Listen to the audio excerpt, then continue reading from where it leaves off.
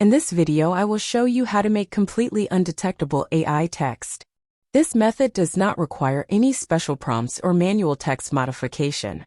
Let's start with a short essay I generated in ChatGPT with no special prompting.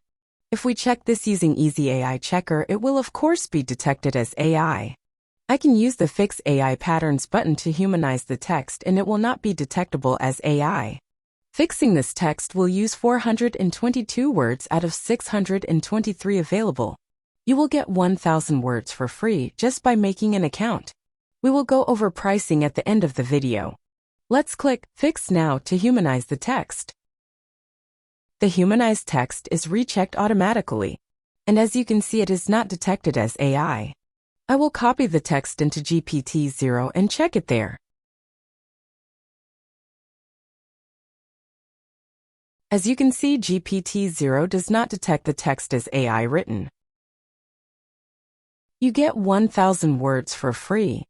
More words can be purchased. These are one-time purchases and not a subscription. The more you spend, the cheaper it is per word.